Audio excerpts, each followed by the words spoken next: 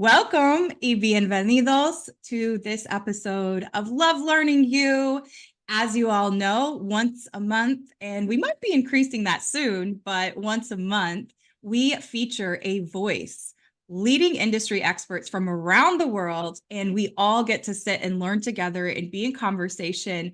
And I am very excited for our guest today, our featured voice, Magda Tabac. And I'm excited to learn with you, Magda Tabac. She was just telling me before we hit record, there's so many variations depending on where you're at in the world that your name is said. But she is not only just I would say, global influencer. You are a person who I have learned a lot from in a short amount of time because we were both at a conference. That's where we met. And if you're new here, I always start the Featured Voices episodes with giving guests their flowers. So one of the things that I want to say about Magda, we met because we are both certified trainers in process communication model. And we met in France at an international conference. And so we've known each other, well, it'll be a year this summer. So yes. One of the things that stood out to me, though, and I have to give a shout out to our friend Monica Livan. I always think of the three of us, the Sunshine Sisters. So one thing about Magda, right? Two words that I want to tell you and just remind you of today is the two words that always stick out for you: bright and brilliant. Bright because she could go into any space and she is going to brighten the room like sunshine, literally, and not like a firecracker. I'm going to be specific, a sparkler, because it's infectious. And she's just spreading joy. She's one of those people who just has that impact no matter what space she's in, no matter how gloomy it might feel. She's going to help us see the bright side of things. And brilliant because she does such an impactful work in neuroscience and communications.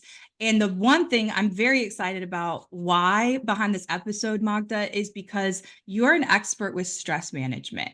And I'm a recovering workaholic and a recovering people pleaser. I confess. And so I am excited to learn more strategies from you. We are going to dive into some of those more strategies and learning from her technical knowledge. After, in the beginning here, we get to know some of the personal details about you through some fun questions. So without further ado, I do want to pass over the mic to you. I always like to have guests introduce themselves how they typically would. To an audience or anything, and just tell us more about the highlights of Magda.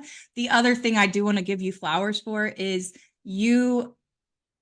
I don't know you personally real well, but the things I do know, number one, I knew about some of the work you were doing in Spain, and a lot of it had to do with volunteering and giving back. You also spent time to even hop on a call and share about that with myself and Monica, one of our colleague friends. So I know you have a heart of gold.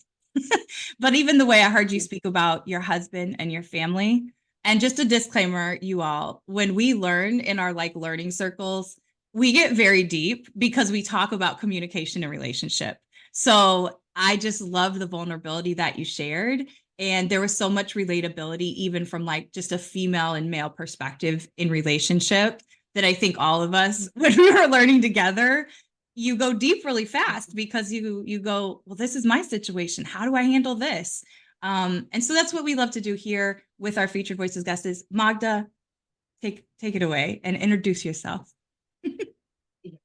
Thank you very much, Justine, and thank you for the flowers. Thank you for the introduction. I really love it, and I take it to heart. And yes, I'll introduce myself shortly. What can I say? I grew up in communist Romania, and that has impacted a lot. My life and my the fact that I don't take things for granted, and I think that has also gave it really gave me the desire to know this world and to know myself deeper than the surface, to know other people deeper than the surface, and to just not stay within confined circle of how things should be or how I should behave or what is expected of me. And I think that in the end translated, of course, I had a life in the um, working in the big companies, doing what you are saying with workaholic and people pleaser. I'm still working on that, but I wasn't. Oh yes, we both are, my friend.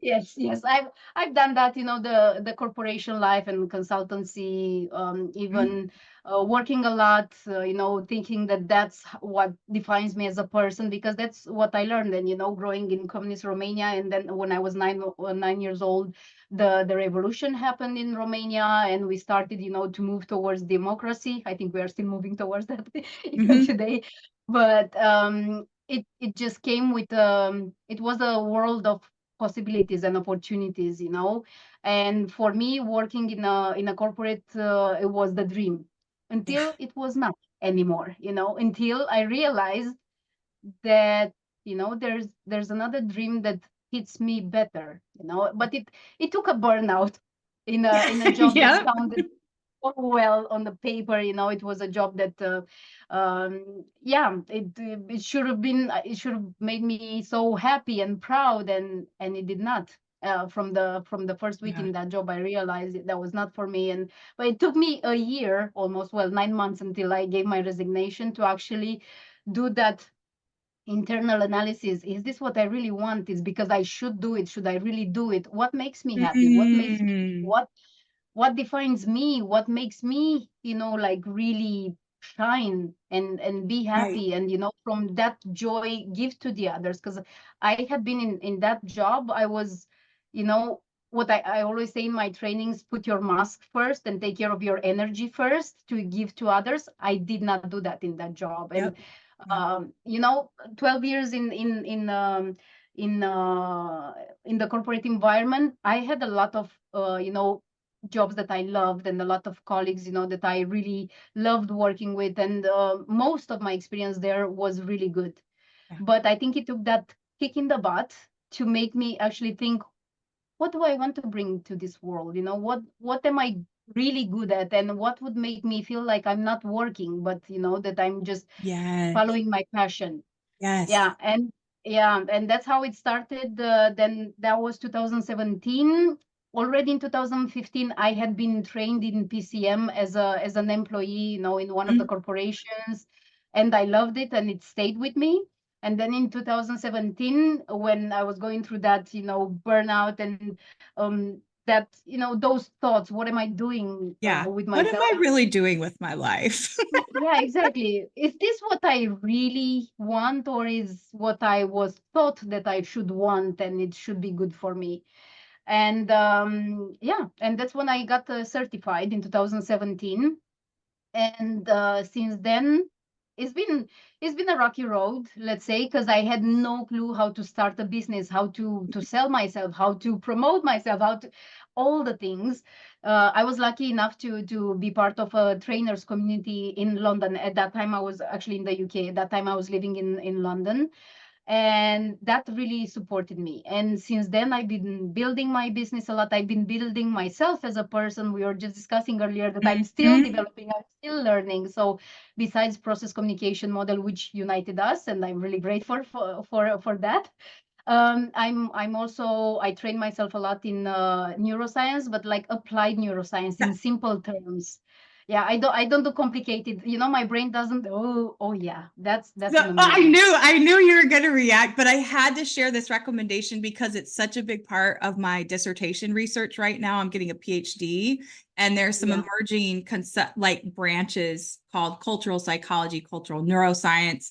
That is kind of more my area, but some of Dr. Candace B. Pert's work, may she rest in power. But molecules of emotion, oh my goodness, because she was one of the first scientists that said, no, no, no, there's a full spiritual component to this too. And this is a mind, body, spirit integration down to the cellular level. So I wanted to give that recommendation really quick because I knew also Mhm. that you'd be like, Yes, please.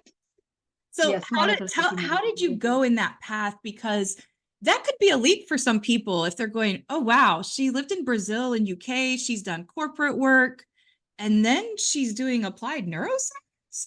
And that's Right. why else I chose the word brilliant. This woman is Yeah. brilliant, you all. Just putting that out there because it's a very intricate understanding. And that's we talk about that some here too sometimes. We really have to Yeah. be in that perfect zone where we're a little out of our comfort zone to actually develop those new neural pathways through Yeah. experiences. Yeah. Yeah. How did that path happen from, especially if somebody's like, well, I want to do what I love. Yeah. How did you Yeah. make that jump and what led you to the specific applied neuroscience things? Well, for me, it was that kick in the butt that I mentioned earlier. You know, the Okay. fact that during that year I experienced burnout, and I at that time I had no clue what burnout is. I didn't know what was Yeah. happening to me. Yep. And later on, I also somatized a lot of that bad energy, let's say, and Yeah. that stress, and it transformed into a serious health problem. You know, so Same. I was just, yeah, okay. I'm sorry about that. Yeah, And I'm sorry about sometimes, yours. And we know yeah, too, when we don't address the emotions and we push them down, it can yeah, manifest in the body. yeah. Absolutely. So I I kind of knew about that, but I wanted to find out more. And in the end, you know, my motivation was to explain what happened with me. Why did I, you know, metabolize a disease because of that? Or was it really connected? Or was it more in my mind? Or whatever it was. So Right, right. that's how I started. Yeah, that's how I started. So I remember in 2018, I went to a retreat that was about applied neuroscience and yoga and meditation. And I really enjoyed it because it was the introduction in neuroscience that I really wanted to have. And later on, I followed on through with these providers. They are the NeuroMindfulness Institute. Okay. They are from France, or Beautiful. they are located in France. And that was kind of the eye-opening element for me. Then Mm-hmm. I remember buying, like, after that retreat, I think I bought like 30 books, you know, that they recommended during the retreat, and I started, you know, to read, to study, to take notes, and then We're I so continued. similar. Yeah, that's see, that's why we really connected so Yeah. easily. Yeah. So I started to do that. I still have some of the books here, but then I started to buy them for my tablet or my Kindle because I don't have any more space, and you know, I moved around quite a lot, so I had to do that. And then they continued, and they created some other courses, also online pre-recorded courses, and then, you know, Beautiful. online but live courses. And I continued with them, and that's how I got my certification as a practitioner, master practitioner. But then I also did some other courses. There is the Neuroscience Academy. There is Mm-hmm. yeah, a professor of neuroscience in Australia, and I also did the neuroscience boot camp with her. So I wanted to have more sources, and, you know, Yes. different points of views, and to find then Yeah. my own voice, because it's not like I'm creating anything, because I'm just a curator of knowledge. We're learning and really applying our story to the Exactly. work and in hopes that that speaks to perhaps somebody else who has burnout, somebody else who Exactly. wants to love learning themselves and learning and how do I do that? How do I understand Yeah. who I am and what I'm made to do in this life? Um, Yeah. that's powerful. So just so people know a little bit more contextually, and we're going to get into our section here called cultural connectors. It's kind of like speed dating, but some very quick questions and fun questions that help us get to know the guest. um I have this hair that keeps falling in my face. So quick question though, so you've lived Mhm. in Brazil, United Mhm. Kingdom, and now you currently reside in Germany. In Left Germany, and and you I left also live. Romania at 9, No, no, or I you? lived there, um well, without interruptions until I was, what was that, 21. Then I went Okay. for one semester of study in Portugal. That was actually my first international experience, Okay. and I loved it. Yes. Then I went back, finished my studies, then went to a master's in Poland, then uh, German intensive German classes and an internship in Germany, then a bit back to Romania, Brilliant. then It's the right word. Brazil, then Brilliant. Romania, UK, back Romania. No, actually from UK straight to Germany. Yeah, so You're a citizen six of the world. yes, yes, and So I'm so grateful for this because I just love the world and I love the people and the differences. Yeah, yeah. You can, and you know what? Everywhere we go, at the heart of it, we are all the same. We all want to be seen and heard and loved. Yes. And then there's also a beautiful tapestry of learning, and you just say, wow. It's like being an explorer, a modern day explorer, and saying, the world is my oyster. I have a lot I can keep learning. And I'm going Mm. to learn about myself in the process. How many languages do you speak? I don't know. I don't know that I've asked you this. Yeah. Well, with Romanian, which is my Mhm. mother tongue, I speak to different levels, 7 languages. Oh, Um, Magda, yes, I goals. have.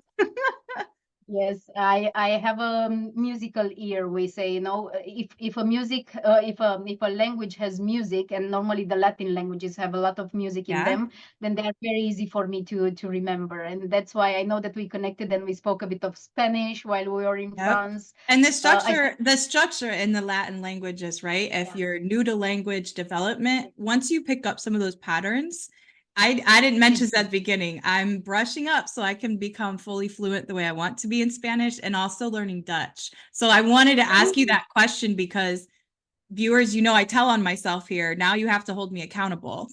So, but what I realized, I was telling my partner, I'm realizing the same thing about myself is, oh, I actually have an ear for this. And it actually makes sense. And part of that is, right, my grandparents on my mother's side spoke Dutch and then my father's side Spanish. So I already had an ear, I think, growing up. But I also just yeah, think some of us, if we actually tapped into it, we would realize, oh, once you understand the structure, okay. absolutely, Yeah. absolutely, and that's what What are that. the seven? What are the seven? Just so people know. Yeah, so Romanian, Yeah, right. it's native, but my parents would say, "Mm-mm, not anymore. You're making so many mistakes now," because sometimes I do make mistakes, or I Uh-huh. just combine it with English, and as I say, I speak wronglish, and Yes. my Yeah. parents hate that. Spanglish as well. Yeah. Exactly. My parents hate that, but it does happen when you live so much, Yeah. and I Yeah. teach a lot in English, so it stays with me. Then the ones that I feel really comfortable in are, of course, English, Spanish, Portuguese, Okay. and then Italian. I understand. I think 95%. I don't speak so easily now because I didn't I didn't practice it for a while. But send me 2 weeks in Italy and I'll be fine. Then Yeah. it will get Right. back to me. And the Very same is with similar to French. Spanish.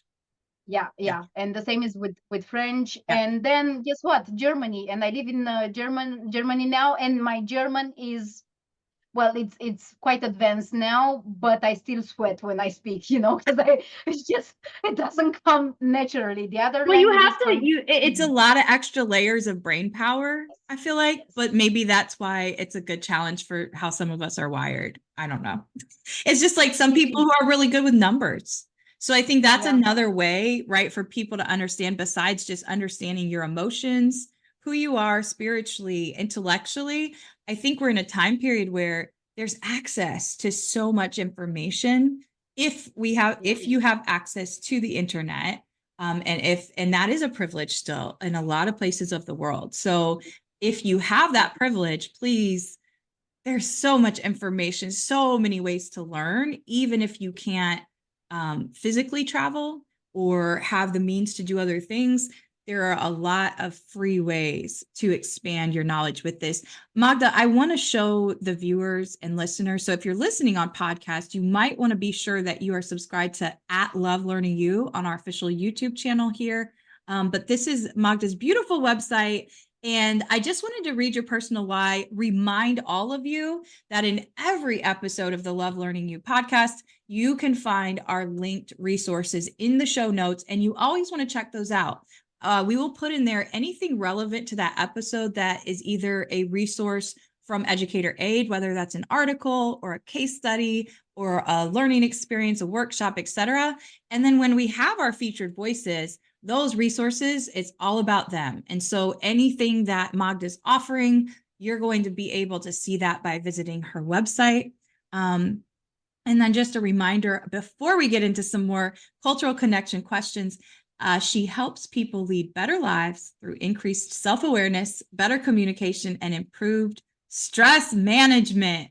Woo! 3 things that I think we all need a bit more of in our fast-paced world. So let's hop into our cultural connection round. And my first question is, what's on your bookshelf? So what are you currently reading? And I like this because so many of us, I think we dabble in like, oh, I got this type of book. I got this type. And I love for our guests to, okay, tell us. Actually, with me, they're on the other way around. Well, I actually read about 5 books in parallel, but I have 2 with me and another one on my Kindle. So what I'm John actually Parr!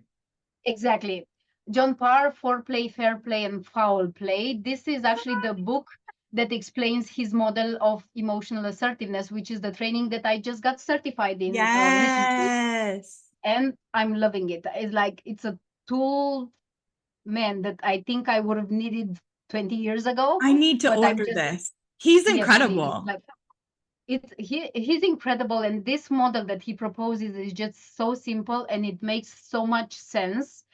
It doesn't mean it's easy to apply. Of course, it's about emotional assertiveness. It's about how we hide our real emotions behind, defense Oof. mechanisms. And it's about, for example, one thing that he really talks about here, and for me it was an eye opener. It's about anger and how anger actually is supposed to give us energy to, create win-win outcomes for people involved in a certain situation that made us angry, and how more Right. than 99% of us see the dark face of anger, because this is how we have seen it around, yelling or being, rude or like loud, because that's what we've seen around. But actually, anger is supposed to give us the energy to solve, problems It, and it to, motivates us into action. yes, absolutely. So a lot of things like, and because talking about, we talk about anger, this is another book, but it is in Romanian. I just bought it right now because I came back from Romania. This is Face to Face with Your Anger, or, Facing Your Anger, something like that. And Ooh. it's written by a psychologist, doctor psychologist. And anger is one of the emotions that I need to work with, to actually show really Yep. authentically. And yeah, so because I do have the kind of explosive anger, so the sweet Magda, the harmonizer based on face Same. in PCM, for those Yep. who know, becomes a little beast, or a big beast when my anger starts. It's And the Jekyll Hyde.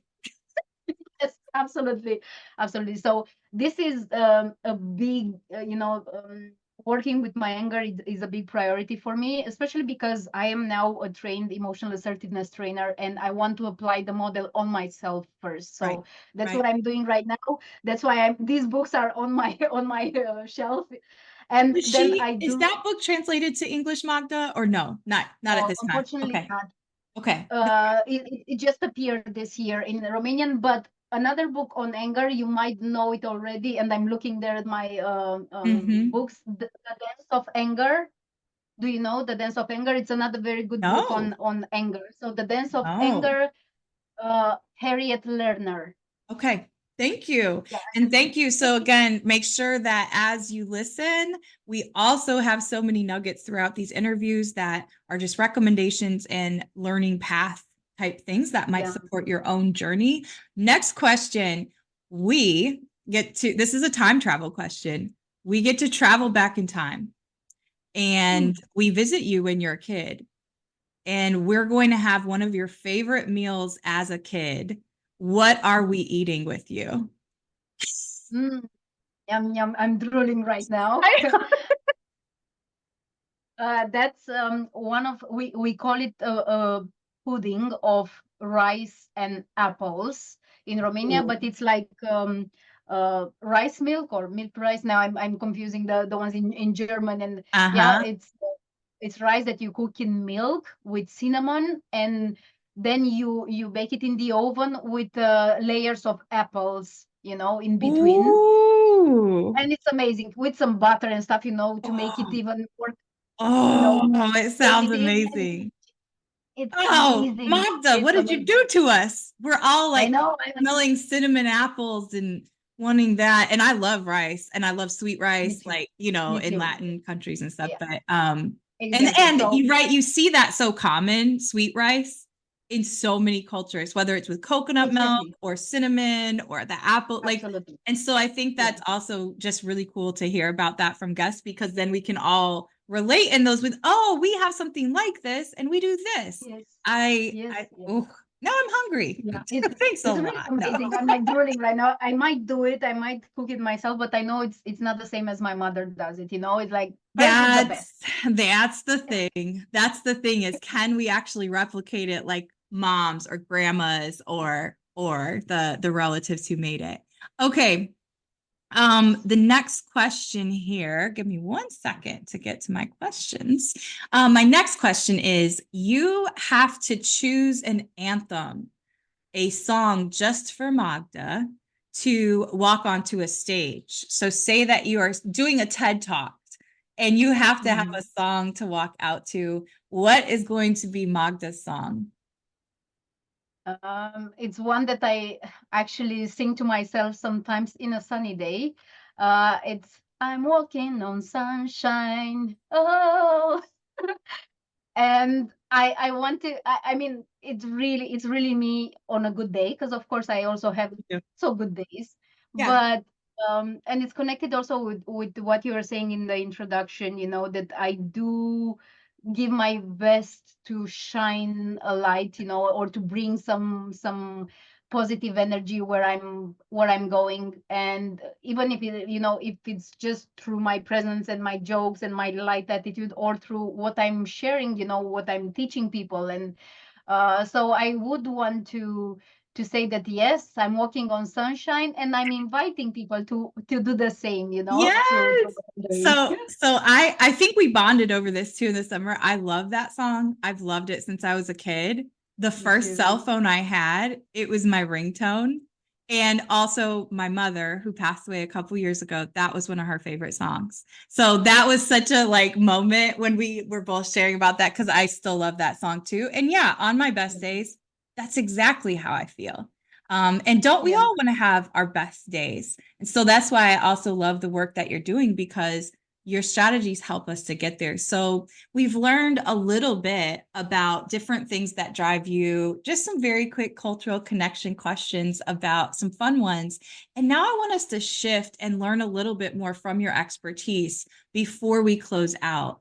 And this goes back to our FAQs, or our frequently asked questions, where we ask, what are you most frequently asked as a, and you're an author, correct? Yeah.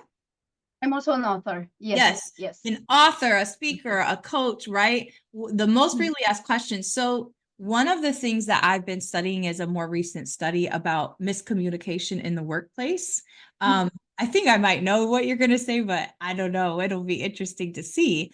But they basically say that there are four big barriers to actually, like, when this happens, miscommunication in the workplace.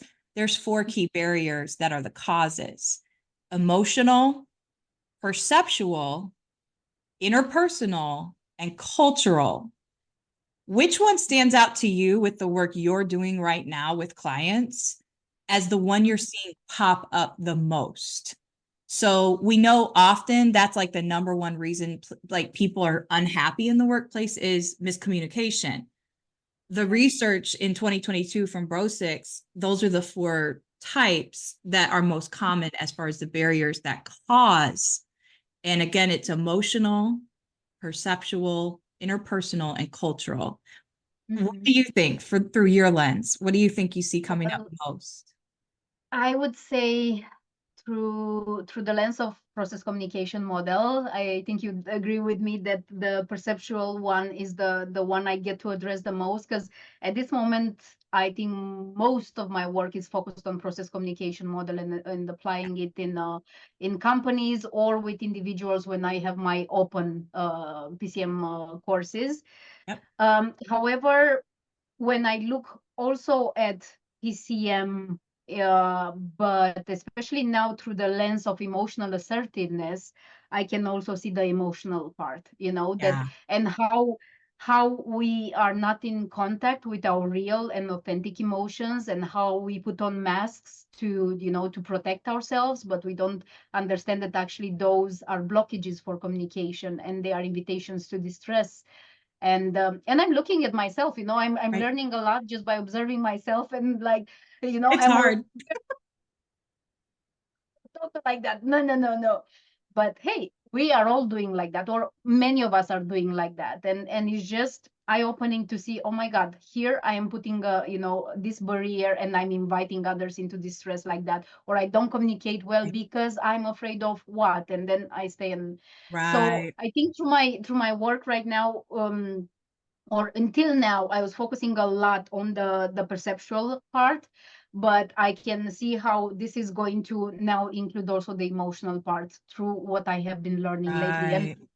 yeah, and I think it's going very well hand in hand. Yeah. It's that interesting, right? Because emotional, cultural, perceptual, interpersonal, they're so Mm, deeply linked. But then yeah. when you get into more of a research lens, there's a lot of facets to each of those. Yeah.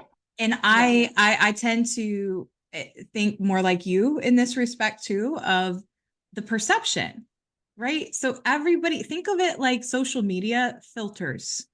That's our Yeah. perception, how we filter everything we see on top of our own lived experiences and who we are. And Yeah. that's different for every single person. So you might have a reaction to a situation that is one way, and I might see it completely differently. We're both standing right there beside each other.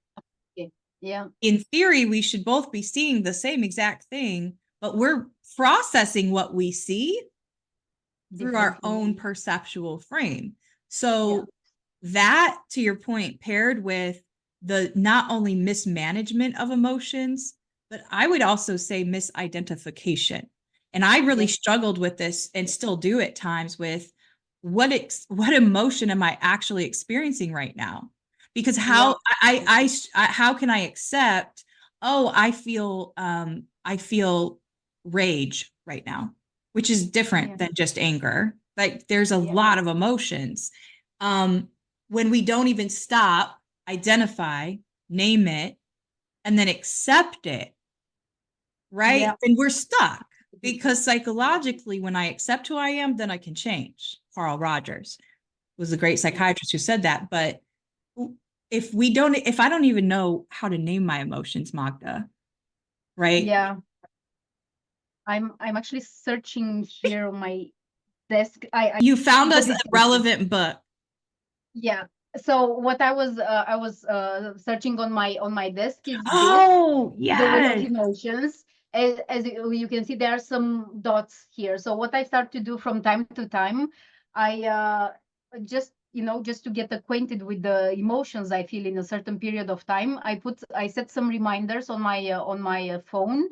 and at that hour, I look on this wheel of emotions. There are many versions on the internet, and I put a Yes. dot where I'm feeling what I'm feeling. And sometimes I must say I had to look in the dictionary for what some of those emotions meant, because we are not really literate when it comes to emotions. And especially the way I was raised in the culture, Mm. yeah, there were quite a lot of emotions that were a no or not recommended, or better hide them. And I know, like, from the countries I lived in, it's a common kind of pattern, unfortunately.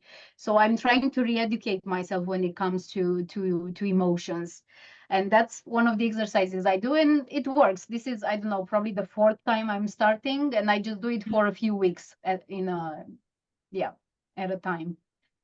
Yeah.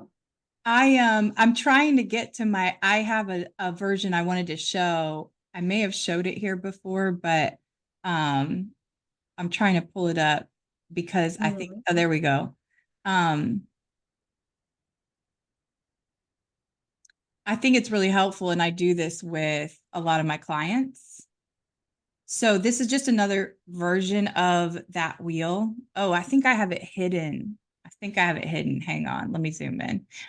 This is from one of my trainings, but this is just another version of that wheel that Magda was referencing.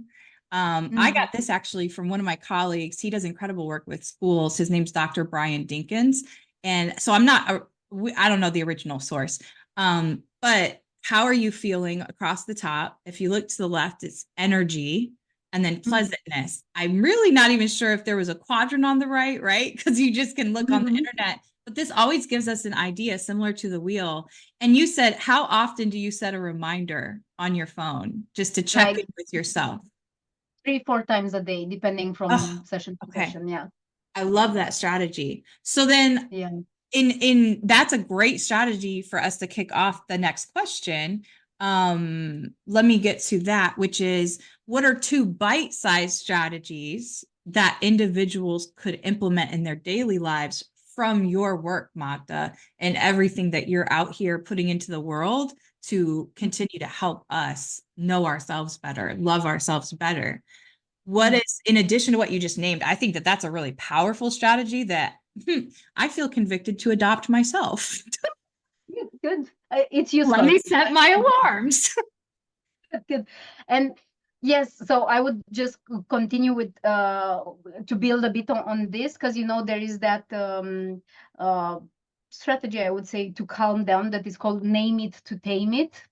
And this is Oh, what this wheel of emotion is actually also doing. And especially when we are really annoyed, or like, or we have like,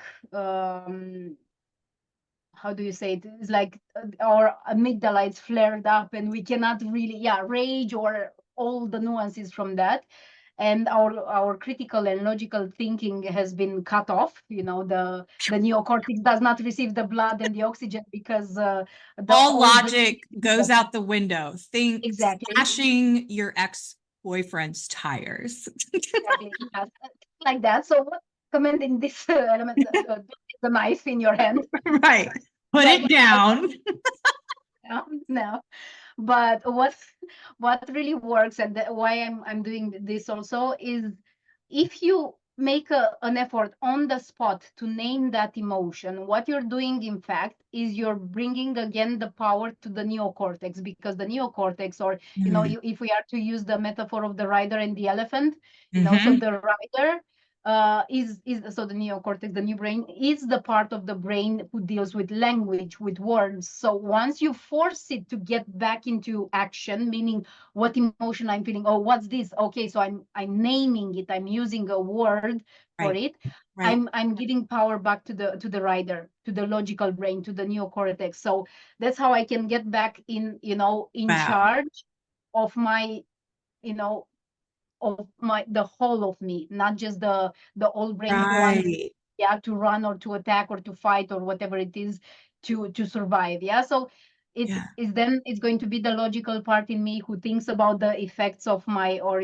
the outcomes of my actions. So if I'm going to go with the knife at the tire, there might be some results that I don't want to, some side effects of that I might So want to avoid. Or so yeah. are you saying that it also is a way of us to perhaps quickly, I'm a big fan of the book The Four Agreements by Mhm. Don Miguel Ruiz. And one of Yeah. the agreements is take nothing personal. Is that actually a way for us to, and we know from our personality structure and our makeup in particular, you and I, we tend to really hang on to feelings. we Yeah. we filter the world through that perceptual frame of Yeah. feelings. And Yeah. so when that happens, you often tend to personalize things more, and other personality energies, they have a better knack sometimes, or maybe more bandwidth, so to speak, to actually compartmentalize and say, that's the situation. They didn't say, Magda, da da da da da. They said, what about that report?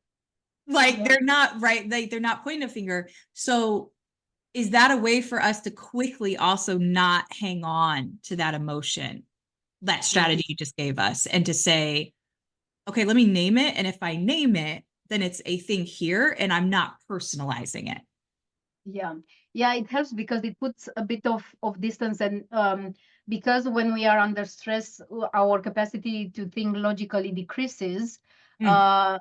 We tend to take things personal, to see an attack where it was not an attack, or to, you know, we tend to depending on the person and the personality structure, we might just focus on the negative and see either the other one or ourselves as not good enough, not okay, you Yep. know, and Yep. then the otherness happens because you put yourself or the other in the other category, which means I don't care about you. I don't care about the relationship. I don't care about, you know, Yeah. whatever happens.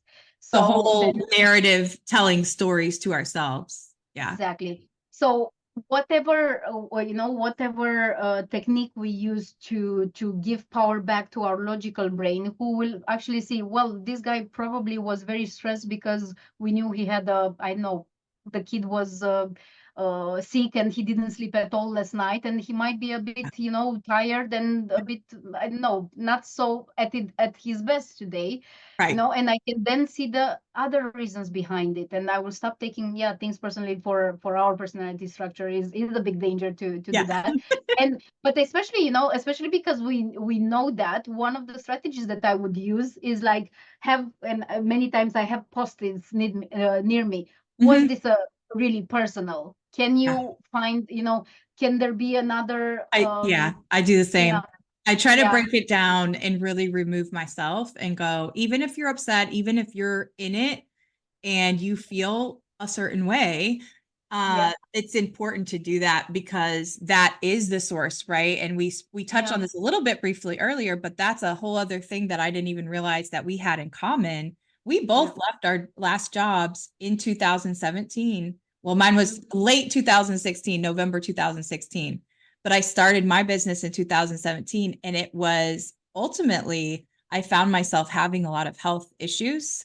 I had a cyst that literally popped up overnight. It was all from stress. And I was holding so many emotional things, traumas that I had not addressed. And you don't always know, right? Like I could have maybe heard a podcast like this 15 years ago. And I think I would have just been like, kind of almost like successful and I'm doing well and I love God and life is good. Like I would have, but that's also in a way a mask. It's a Yeah. coping mask of, is that really how you feel? Or are you working yourself into the ground and you want to help other people so much that you're not willing to focus on yourself too? Yeah. It's all of those things that come up, and that's really difficult. So I want to name that too, because if you're listening to this or watching this and you're on that kind of journey and having some of these realizations that, you know, I got the promotion and I got the title and I got this and that, and maybe it's not what you thought it might have been, and you find yourself more stressed. Yeah. What is one of the ways, this is a more, again, question to your technical work, and I know you've worked so many different places around the world and have very rich experiences in that way. But when organizations or individuals reach out to you, Magda, in that kind of first step, what do you Mhm. consistently see? Like, what are they actually looking for? So when they reach out to you, what is it usually like the problem that they are Mhm. trying to seek help with? What do you find is most common in your business right now that Yeah. people are reaching out and saying, "Ugh, can you help us with this?" Or what is the thing that they say? I think there are three elements that come out, you know, like really often when clients approach me. Conflicts at work, you know, Okay. people don't work well together. They don't, yeah, exactly. They don't see eye to eye. They don't support each other. So that's one of them. Then it's inefficiency in communication, quite a lot, but then it also translates in, you know, low productivity, and stress, Mm. burnout, you know, this and which also translates then into lower engagement, you know, lower commitment and higher, you know, number of sick days and etc. So these are most of the, you know, the I could group most of the conversations that I have focusing on these kind of issues.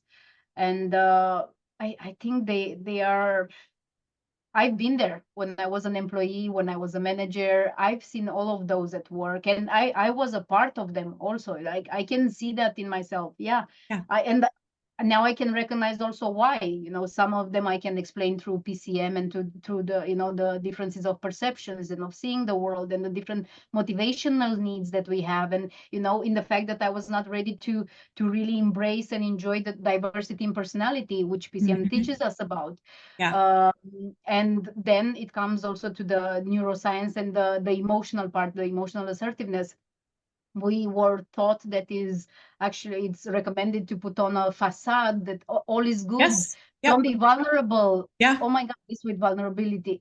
Ah, but that's what yeah, now I'm like, because in my training, I do share a lot. I am very vulnerable. Same. Same. Yeah, I make a lot of fun also of myself, Yeah. especially, life is too serious. Okay, we should deliver something together, Yes. Because you can't, I tell people I'm at a stage where I say, you can't take yourself too seriously. We just can't. Life is way too serious already. Yeah. And I do think also both PCM and the neuroscience and now the emotional assertiveness, they are very serious trainings and they are complex, and they put Yes. us face to face with parts of us that we might not want to see.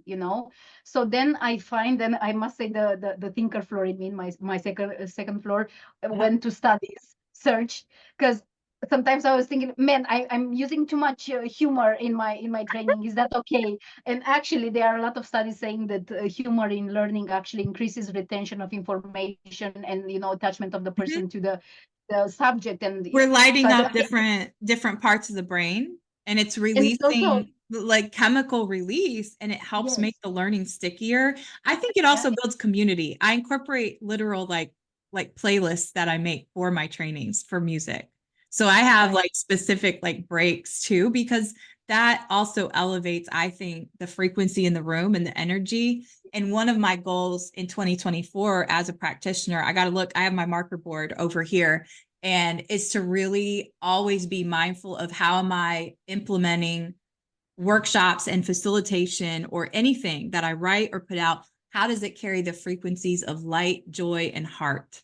And how are oh, those things being infused throughout, and ultimately through love, through a lens of love? yeah, And that has really shifted how I'm designing some things, because, in our world, I'm persister based. And that's, as she was describing, truly what makes us really great strategists and strategic planning advisors, and how I think about data and human centered data and how we really ask the direct questions to employees, all that stuff I love.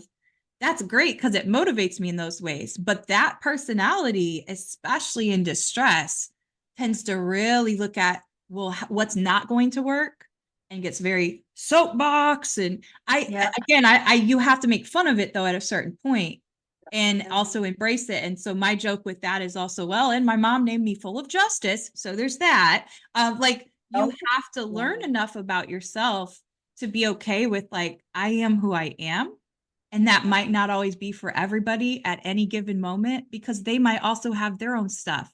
So we yeah, don't have to walk around taking those things personal, though. yeah, yeah. Yeah, and being a trainer teaches you a lot about that, because Yeah. and especially we were talking about people pleasing also before. So it took me a long time to actually be okay with the fact that not everybody is going to like my style, not everybody is going to love me and what I'm doing, and that is Mhm. absolutely fine. But man, it took a lot of time and a lot of distress and a lot of crying and a lot of Oh, playing the yeah. victim. Same. Oh, Same. yeah, and now I'm like, you know what, I will attract the clients that will benefit the most from the work I'm doing and the way I'm doing that. And you know what, joy is one, it's my keyword for this year. So I liked what you said about, and I have, like, I have other secondary words, and I'm looking now at my vision board for 2024. So joy is in the center, big there, and then Yes. I love, Oh, presence, abundance, magic, and connection. These I are my look, other I can't not make another book recommendation. So one of my colleague friends, Marla Eccles, she's actually was nominated.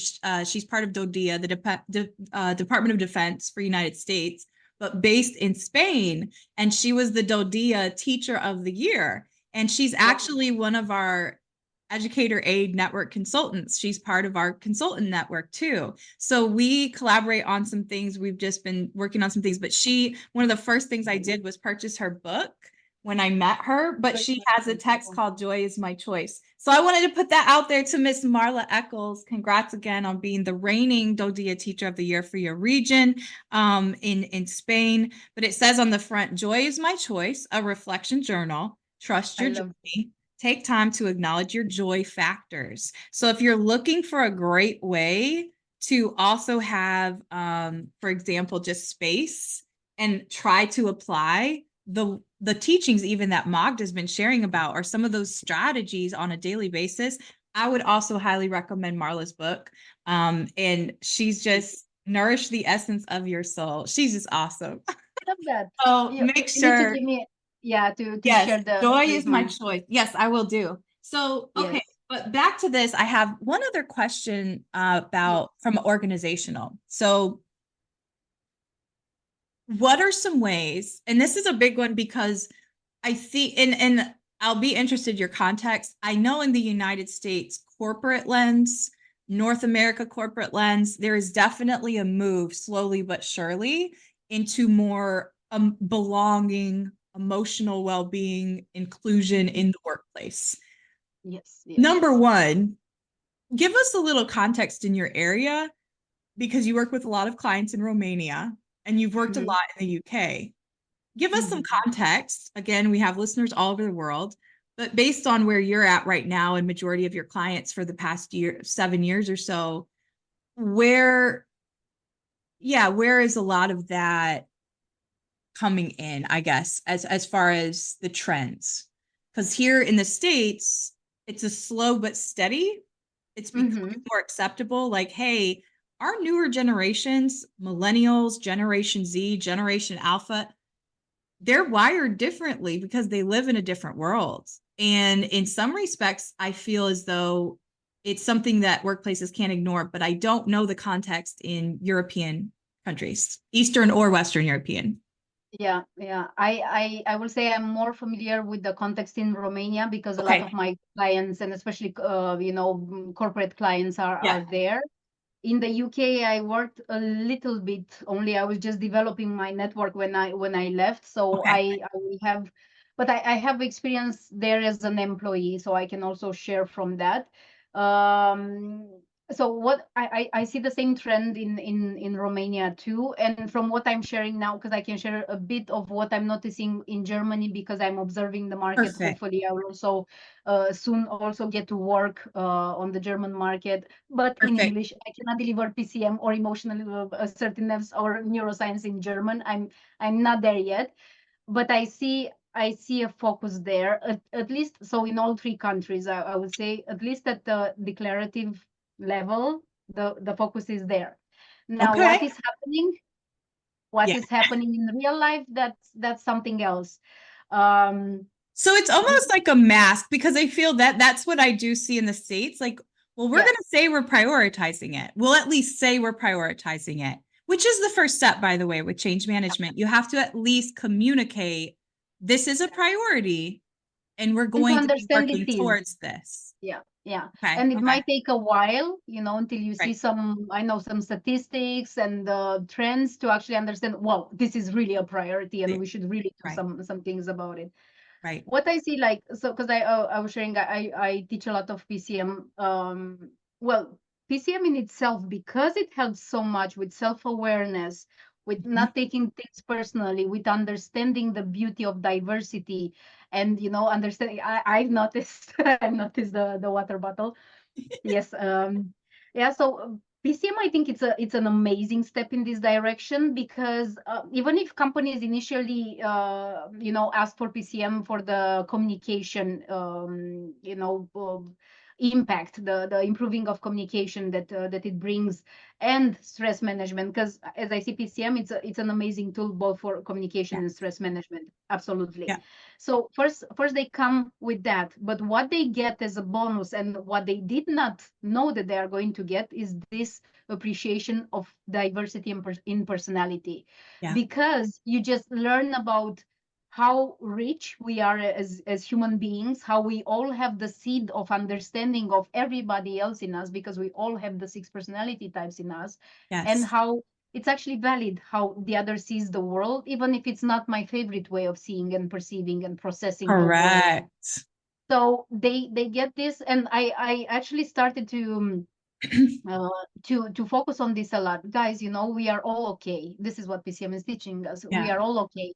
Right. We are all worthy of all the good things, and the other person is just as okay and worthy as you are. And they Mhm. might just see the things differently, but if you look, like carefully and with appreciation, you might see that they add value to what you already create. They might see things from a different perspective, and then support you in building a better, product, service, whatever. So I see this now also in the communication that some clients of mine have, that they promote PCM and the work that I'm doing with them also as an element of increasing well-being. And I love that though, because I yeah, think I want to name that. I think it's a really strategic way for organizations to actually leverage something that not only just gives so much value to your employees, because I will say, Magda, over the course of mainly really just doing the PPI with clients, the personality pattern inventory, that opens up a door where I have people go, Justine, this actually helped me like tenfold in my marriage. Like absolutely. so there, that when you gift your employees a tool like that, and I do want to, before we come back to you, Magda, I want to show people really quick, if you do go to the Educator Aid website, there's a button where you can see more about personality pattern inventory. That's a core tool that both Mhm. Magda and I use and work with our coaching clients, our group coaching, our leadership teams, corporate clients, etc. But if you go to our site and you click on data tools and click on personality pattern inventory, we actually have an example and a breakdown of the differences. And I'm showing this, Magda, because this is our overview, and this is actually the question I get most from Nice. our people, and I would guess you do too.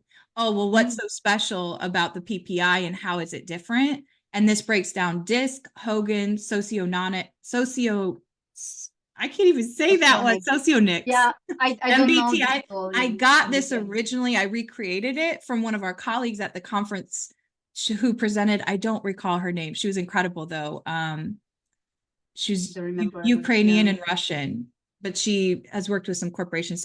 But she Yeah. had a similar chart. I said, wow. So has that also been a value add in other ways? But I just wanted to point that out if you guys are curious what we were talking about. uh, Mhm. so back to you. Sorry. Yeah, yeah, and related, I will say something related with this comparison that you showed, and then go back to the well-being and personal use of PCM. So remind me of that if I forget. That's why I put it out there. That So yeah, same. so now related to the comparison, Nate Regier, the master Yes. trainer in the coaching. Compassionate accountability. Exactly, and he mentions about I need to go deeper in compassionate accountability. I bought his book, so I have such a We lot to love read. you. We love you, Nate. And that's my phrase here at the end of every episode. Let's get compassionately curious together. Exactly. Yeah. So I do use a lot of his work, and like I'm one thing that he said, I think, when he talks about PCM compared with other model, is like, think of PCM as MBTI or DISC on steroids. Yes. Like Yeah. it's a lot better, a lot richer, a lot deeper. That's why also 3 days of training in the classical format, because it goes so much deeper. And also, one question that he said he asks his clients when they say, well, but not, why not use DISC or MBTI or anything? Myers Briggs. Yeah, Yeah. he's saying, okay, how are you using MBTI, DISC, yeah, Myers-Briggs Right. insights every day to make your relationships better, or to make communication better, or to decrease stress? How are you using that every day? Because I can tell you Yeah. how you're going Yeah. to use PCM every day for that. So Mm. that's something that Mhm. it really stuck with me because it's true. I use Yeah. PCM every day with my Yeah. husband. Yeah. Like, and It's one then of those things, it's like glasses. Once you yeah, put them on and you see things differently, you I are want to take them off. forever then reflecting on your interactions Yeah, in a very different way, where you can yeah, kind of become that more observer on your shoulder, watching what you're doing and like, okay, what's really happening in that conversation? And are you both okay? Or do you need to step exactly, away because communication isn't going to happen if one of us isn't okay? exactly, exactly. And me and my husband, we have conversations in PCM terms, and we watch TV and we analyze people. Yeah, me and my partner do too. He was the first Yeah, one I so gave the PPI to.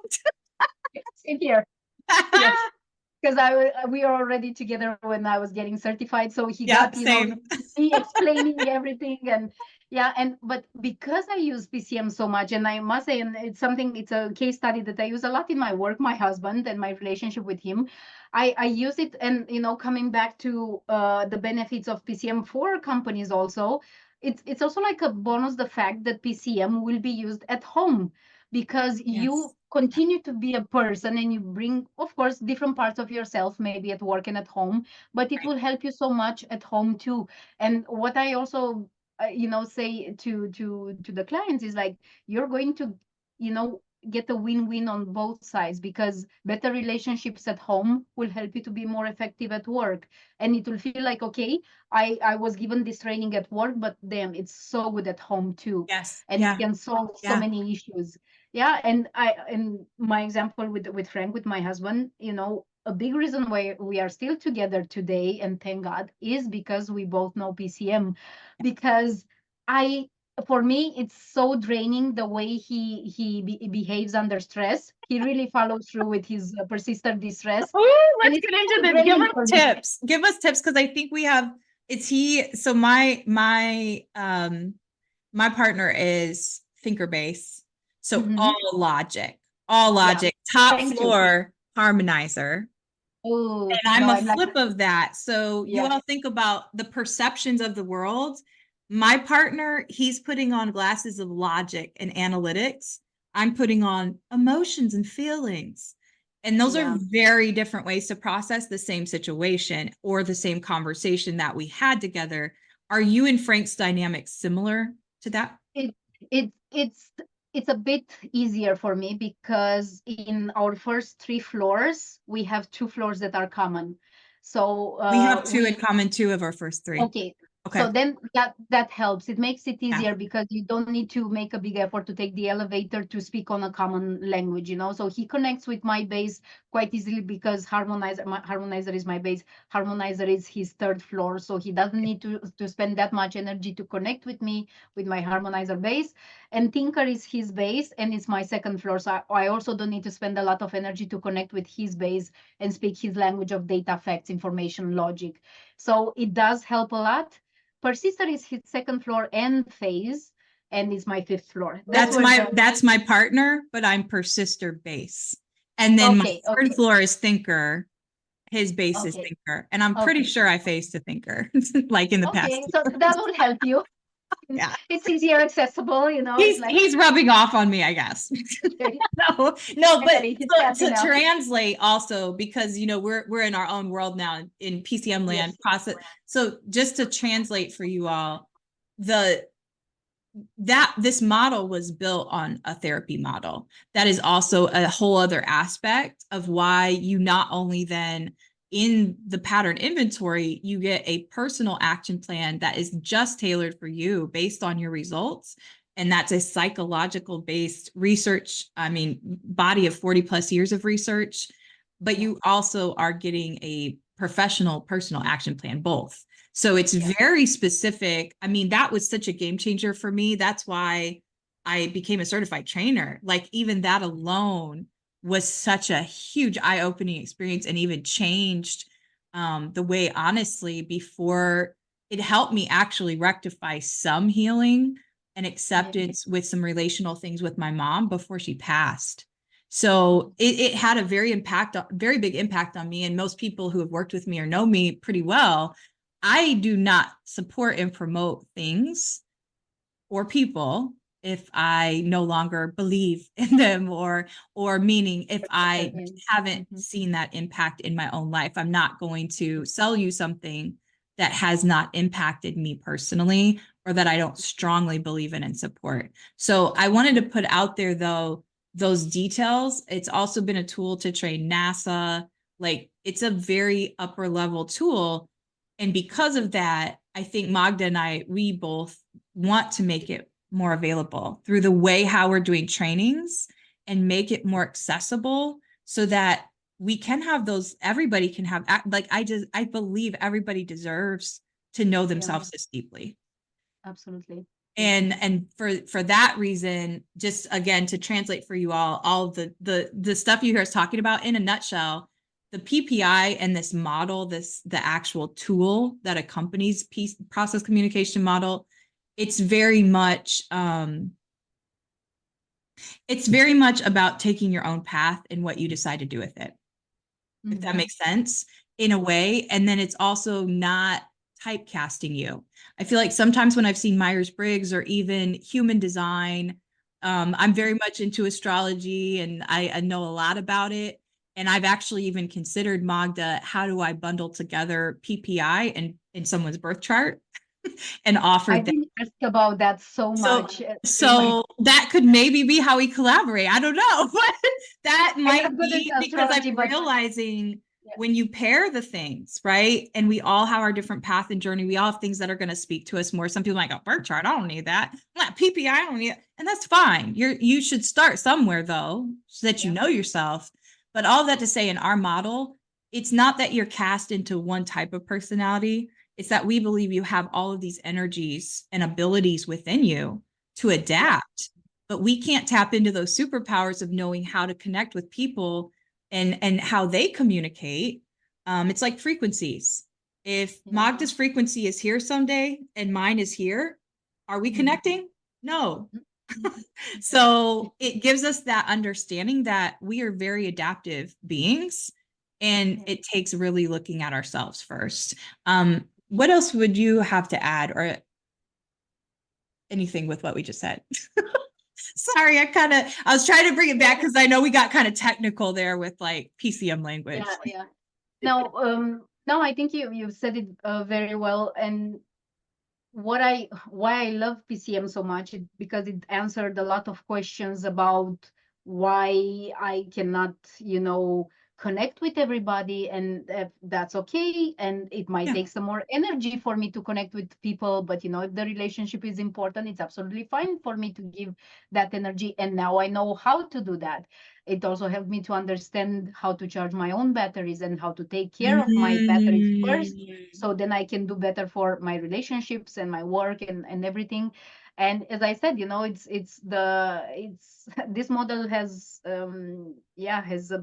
helped me and Frank stay together, because I understood that behind that behavior of him under stress, it was him suffering, because there were some things, his psychological needs, not only that they were not covered or met, they were actually pushed on negatively consistently. So Yeah. he's been through a Yeah. very difficult. And instead of me saying, "Oh my God, I hate this behavior," it was me. It took a while for me to Yeah. Yeah. this, switch. And it was then me, "Oh my God, he actually needs support. There's something I can do about that." And not my classical thing, what I would have done, which would have triggered him even more. So it was just, Yeah.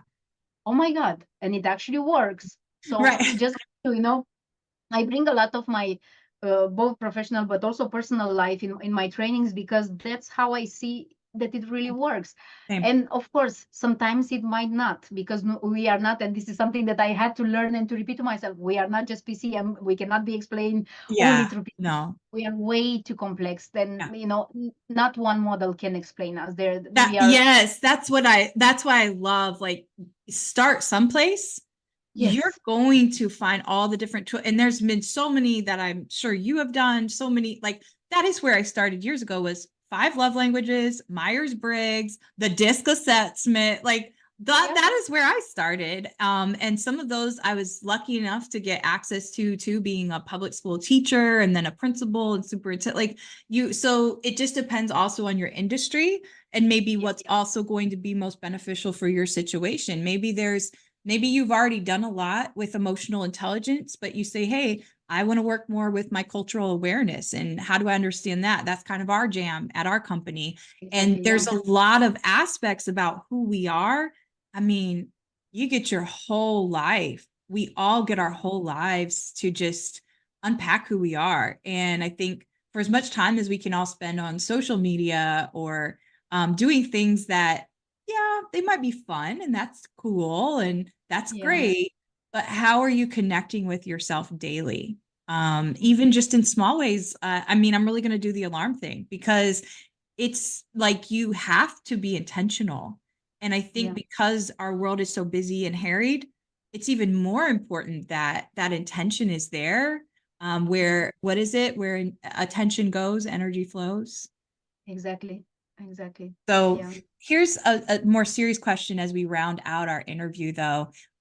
What is one global issue, just in particular, right now that keeps you up at night? It might not actually, and I hope that you get great sleep.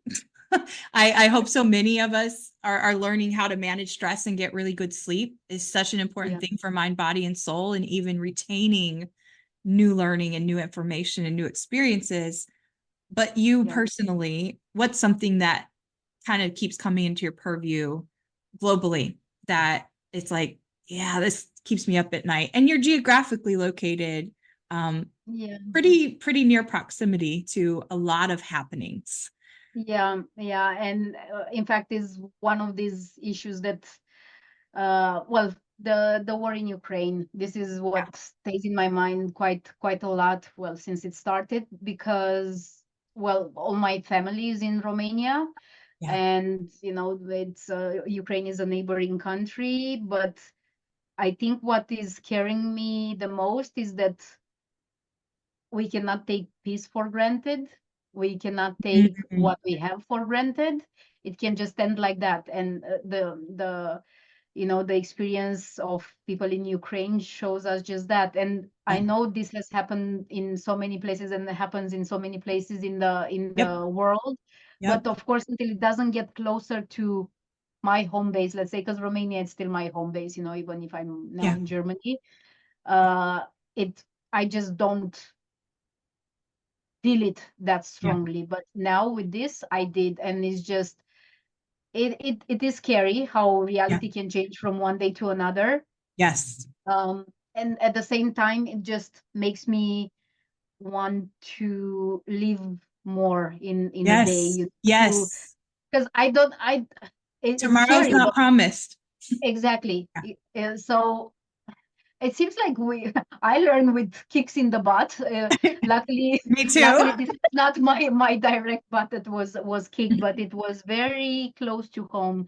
And I think, yeah, this is I can sleep at night, but not the first week when the war started. I was Yeah, really worried and it really impacted my sleep. Now I'm just still watching what's happening, and I cannot believe it's still continuing and yeah, what's still going on there. But I think, yeah, this is it, and it's just a lesson. Okay, don't take anything for granted, and just do your best, and yes, with my work, I feel like I'm doing my best, and it's more than work. It's a passion, it's a mission, and I'm grateful because I have the chance to do that, and I'm still building and I'm still learning, and it's a beautiful journey. And also with my private life, I'm just trying to put more life in every minute, yeah. and to enjoy, even if it's To just be sitting, the present. two of us. Yeah, be present, Yeah. petting the cats, speaking with Frank, or whatever it is, spending time with my parents when I deliver trainings in Romania and I stay with them. And yeah, I think, yeah, that's what's on my mind. Does it get emotional? This is just a curious question that popped up for me. Does it Please. get emotional for you and or some of the participants that you've worked with in Romania because things come up about growing up in communist Romania? Does Mhm. that do those layers ever come out in some of your trainings and workshops? And is Yeah. that difficult for you? Like, because, and I say this because, and this happens in a multitude of ways. It could be with religion, it could be with government, it could be with any institution, but there tends to be, when you start to realize how systems work and Mm-hmm. the oppression that they were Yeah. designed to inflict on Yeah. people, that can be a really, really hard awakening to realize that your whole reality maybe was built on something that is really not who you are and what you believe about how life should be lived and or how people should be treated, no matter what government it is. Because just like you said, they're in every country. There are Yeah. corrupt things that can occur.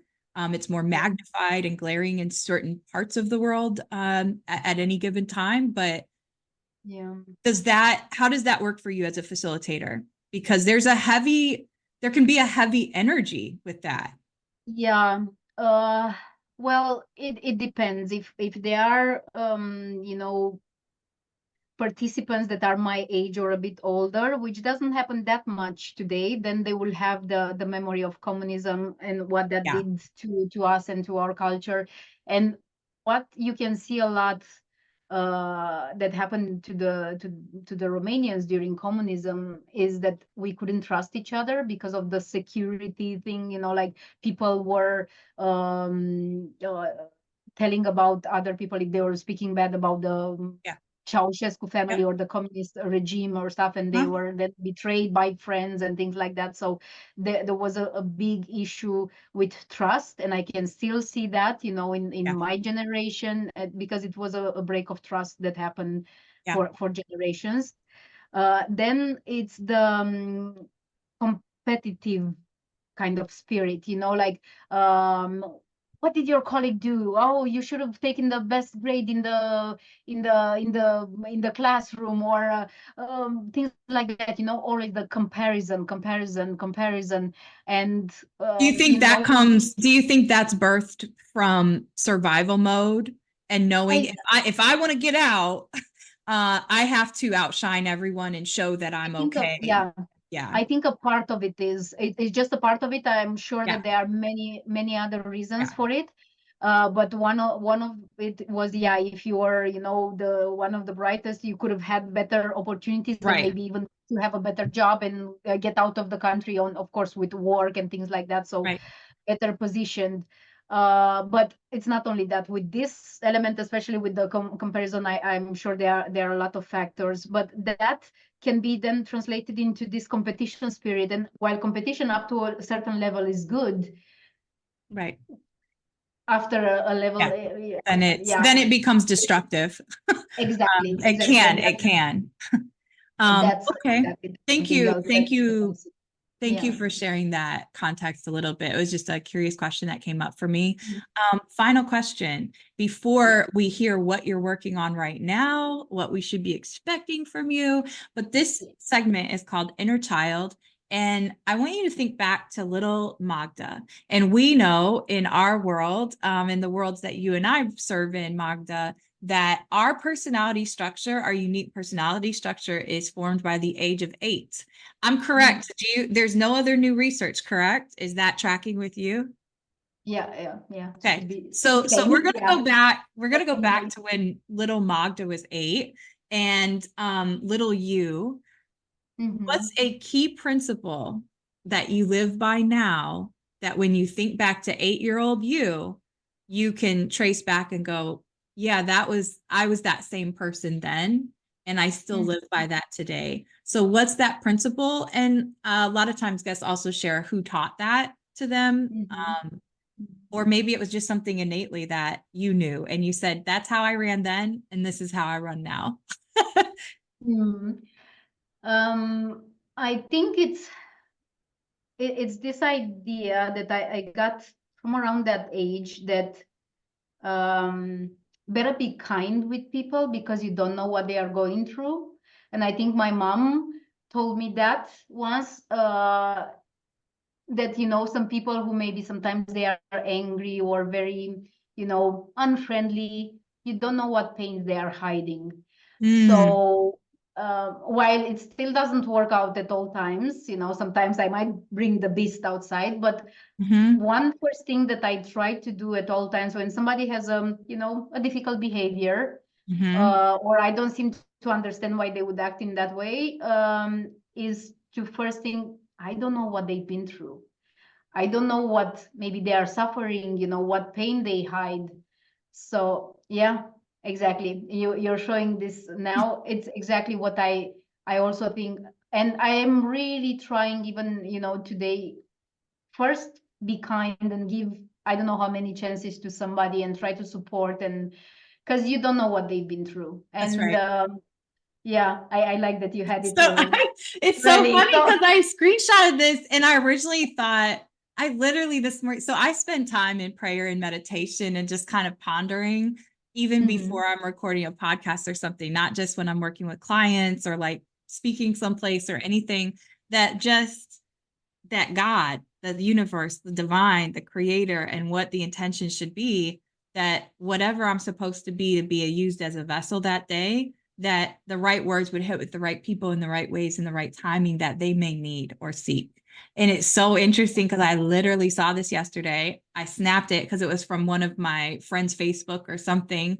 And Nice. it kept coming up for me. And it's funny that you literally chose that's the principle. Like Mhm. seriously, you all, we did not plan this. But I was thinking of ways how could this be woven into this conversation at some point, because I wanted to put it out there as a reminder for people, like no matter where we're at, and we have somewhat of our schedule laid out. I was telling Magda because we have so many guests lined up.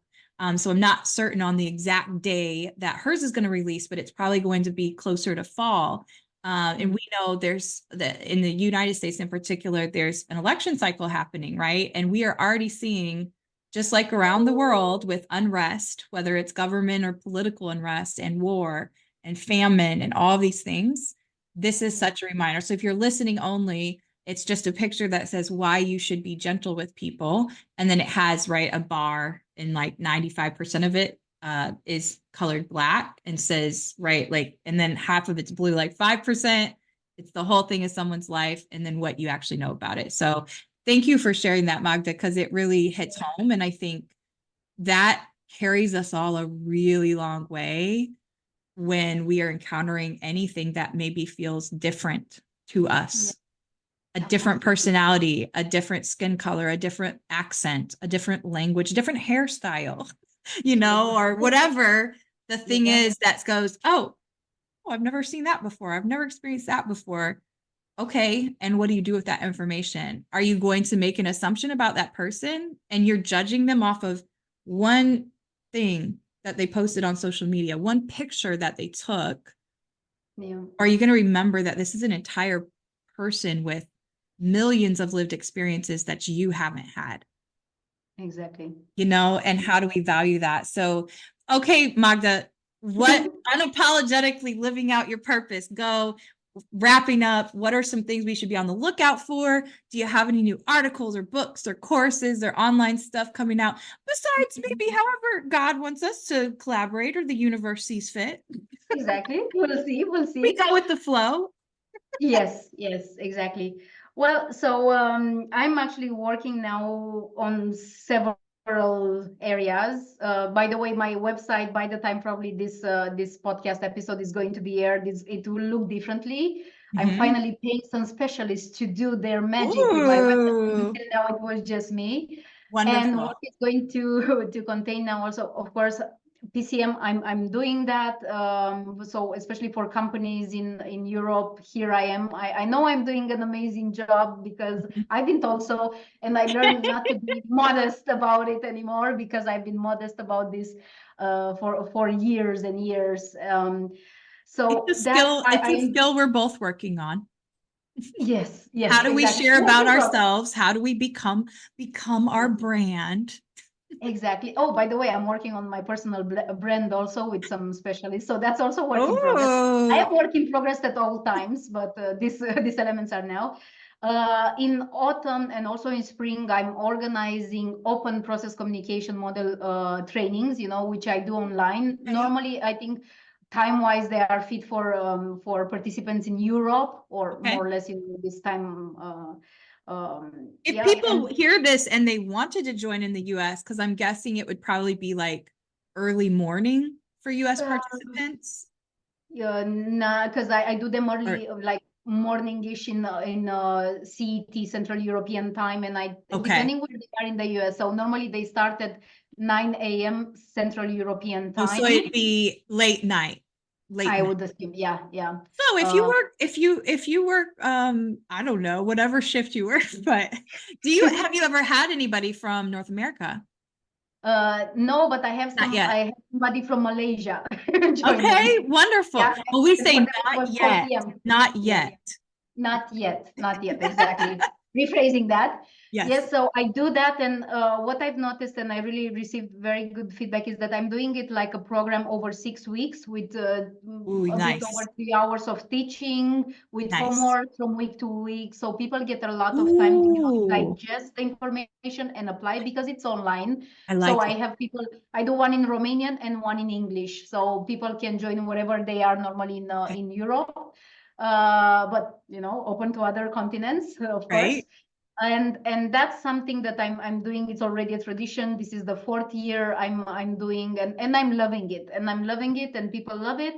And it will be for sure on my website already, and I will want to bring to the world a lot more, is emotional assertiveness training, and with different I was going to applications. ask you, if you didn't say Oh that, yeah. are you going to do anything just specifically if somebody hears this and they go, I'm an empath, or I'm a highly sensitive person, or I need help with all that emotional stuff? Are you going to do anything that is just emotional assertiveness, even if, or have you not thought about it yet? I'm sorry. I get excited because I'm excited to learn more and order John's book. So yeah, trust me, I am also excited to work on myself based on what I've learned.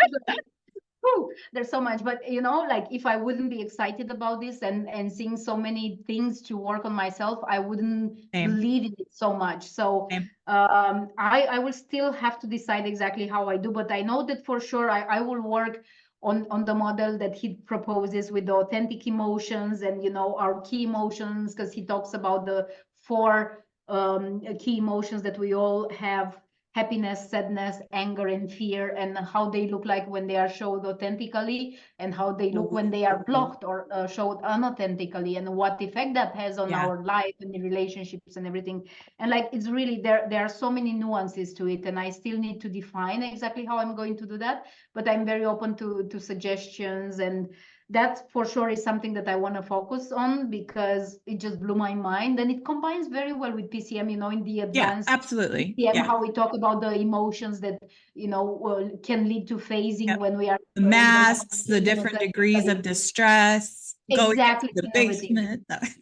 Exactly. So they are connected. They are very well connected. And I know that I already heard from people who went through my PCM training, like, I want emotional assertiveness too. So for sure, that's going to be one element.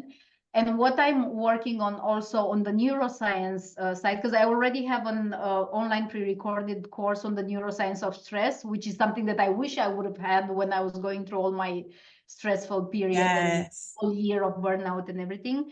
I want to also work on other courses. Maybe they will be done by the time this episode is shared with the world. Maybe not, but they are work in progress. I want to, exactly, that's the neuroscience of stress course. That's the one on my website. And I want to work also on the neuroscience of trust, of building relationship, of communication, of mindfulness. There's a lot of on my plate that I'm starting to digest and to work on. Me too. But yeah, this is already available, this course, and the neuroscience of stress. And what I want to add to it also is to have like monthly 1 hour like Q&A sessions, for people who go to be able to discuss real case studies and to have their questions. Yeah. So Wonderful. This is amazing, Magda. thank So you. if you haven't, be sure to check this out, in particular on this area of her website. And again, these are linked in the show notes. So don't worry, if you're listening on podcast, you can just click the show notes. But I love, this is her neuroscience of stress course. So you can enroll in that at any time. And then, Yes. as she stated, she often is offering and going on 4 years that you've been offering and hosting open PCM trainings that are 6 weeks, Yes, 6 week 6 weeks. cycles to really go Anybody deep can in. sign up. Exactly. Anybody. Sometimes Wonderful. there are companies, sending people when they don't have Yes. enough people for a whole team or a whole, class to happen just for themselves. But it's open to anybody who wants. And I strongly, of course, it changed my life. So of course I'm recommending. Hey, we're biased. We are So biased. that's why at the end of the day, you have to really full circle. We have to really each love learning ourselves. So we do create our own blueprint in the process of what speaks to our soul for Yeah. that particular part of our Exactly. journey. Some things are going to light you up at the start of your journey of anything and or on your way. And then other things you'll say 10 years later, you need something very different. Maybe a year later, I would hope, right? Because Yeah. that's our goal is we're evolving. Yeah, yeah. But as I like to say, I'm happily biased. I'm Yeah, really it's a positive bias. yes, yes, Well, yes. and that with her true sunshine spirit, we will close out. Thank you, Miss Magda. It has always been a pleasure anytime we get to connect, and I can't wait to see how our collaborative paths continue to cross. Thank you for being here. Thank you, subscribers, listeners, followers. Anything you do to give us a great review. If these episodes brighten you, lighten you, give you strategies or hope or challenge you, be sure that you share, be sure that you support, because it helps us continue to bring incredible guests and sponsor this through Educator Aid, my consulting firm, and bring it to you with more guests. So thank you for your support, listeners and viewers. As always, let's continue to get compassionately curious together. Until next time, I'm your hostess, Justine Gonzalez. Thank you. Bye. Thank you.